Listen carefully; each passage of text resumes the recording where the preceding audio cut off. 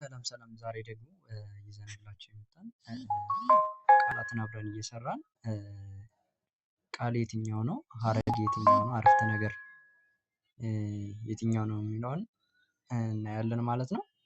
በጣም ጥሩ። ለምሳሌ ፊደል የምንለው ሀ ነው። ቃል የምንለው ደግሞ ሀብት እንላለን። ሀረግ የምንለው ደግሞ ሀብት አለን ይሆናል ማለት ነው። አረፍተ ነገር የሚለው ደግሞ ኢትዮጵያ ታላቅ ሀብት አላት ይላል ማለት ነው። አላት። ይህ ምን ይባላል? አረፍተ ነገር እንለዋለን። እኛው ደግሞ ሀረግ እንለዋለን። እኛው ደግሞ ቃል እንለዋለን። እኛው ደግሞ ፊደል እንላለን ማለት ነው። አሁን ደግሞ ሁለተኛ የሀ ቤተሰብን እናያለን ማለት ነው። ይህም ይቺ ሁ እንላታለን ማለት ነው። በሁ ደግሞ ቃል ስንመሰርት ሁኔታ ይሆናል ማለት ነው። ሁኔታ የሚለው ምንድነው? ቃል ነው። ሀረግ ደግሞ ሲመሰረት ሁኔታው ጥሩ የሚል ማለት ነው። ሀረግ ሲመሰረት አረፍተ ነገር ሲመሰረት አረፍተ ነገር ማለት የተሟላ ሀሳብ እንዲሰጥ የሚመሰረት ማለት ነው። ሁኔታው እየተሻሻለ ነው የሚለውን ምን አረፍተ ነገር እንመሰርታለን ማለት ነው።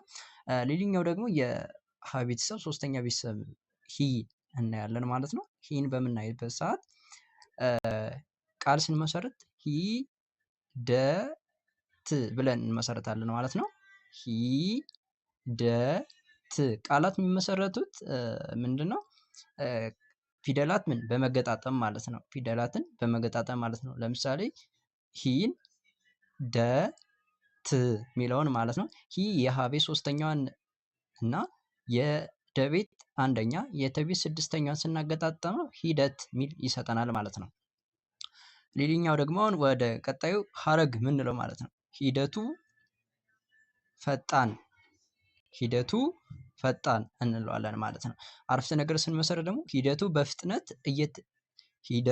በፍጥነት እየተካሄደ ነው የሚል አረፍተ ነገር እንመሰርታለን ማለት ነው። ሌላኛው ደግሞ ይቺ የሀ ቤተሰብ አራተኛ ናት። የሀ ቤተሰብ አራተኛ ናት። ይቺ ፊደል እንላታለን ማለት ነው። ከዛ በሀ አራተኛ ቤተሰብ ደግሞ ምን ቃል እንመሰርታለን ማለት ነው። ቃል እንመሰርታለን ማለት ነው። እንግዲህ ቃላት የሚመሰረቱት ፊደልን በመገጣጠም ነው ማለት ነው። እንግዲህ ሀገር የሚለውን ቃል ስንገጣጥመው ሀ አራተኛ ቤተሰብ የገ አንደኛ የረ ደግሞ ስድስተኛ ቤተሰብን ስናገጣጥማቸው ሀገር ሚለን ይሰጠናል ማለት ነው። ሌላኛው ደግሞ ሀረግ ስንመሰርት ደግሞ ሀገራችን ሚል ሀረግ እንመሰርታለን ማለት ነው። እዚህ ጋር አረፍተ ነገር ደግሞ የተሟላ ሀሳብ ለማስተላለፍ ስንፈልግ ሀገራችን ኢትዮጵያ ናት የሚል አረፍተ ነገር እንመሰርታለን ማለት ነው። ሌላኛው የሀ ቤተሰብ አምስተኛ ቤተሰብ እናያለን ማለት ነው። ይህ ፊደሉ ሄ ይባላል ማለት ነው። ሄ ይባላል ማለት ነው። ፊደል ነው። ከዛ ደግሞ ቃል ስንመሰረትበት እንግዲህ ቃል ማለት ምን ማለት ነው ብለናል?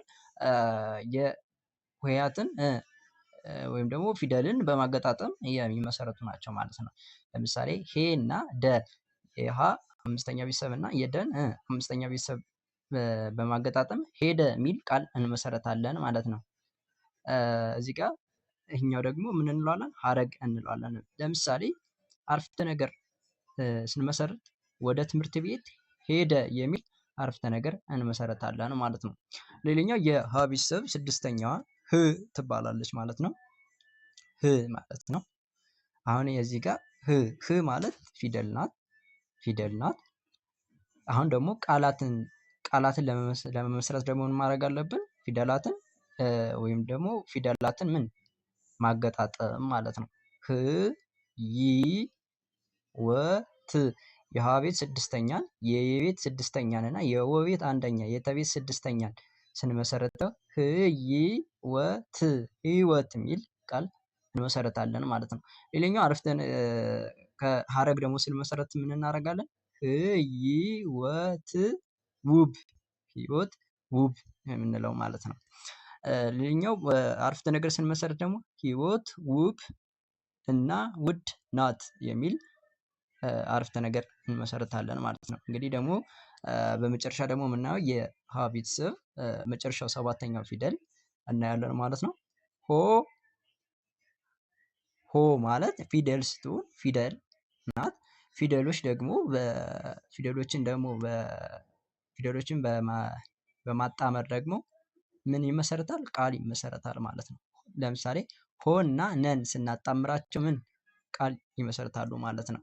ቃል ይመሰርታል። ለምሳሌ የሀ ቤተሰብ ሰባተኛዋን እና የነ ቤተሰብ አንደኛዋን አድርገን ስንመሰርት ምን ሆ ነ ሚል ቃል እንመሰርታለን ማለት ነው። ለምሳሌ ሀረግ ሲሆን ደግሞ ሆን ሆነ ብሎ ሆነ ብሎ ብለን እንመሰርታለን ማለት ነው። ለምሳሌ አረፍተ ነገር ስናደርገው ነው ይህ ሁሉ ሆን ብሎ ነው የሚል አረፍተ ነገር እንመሰርታለን ማለት ነው።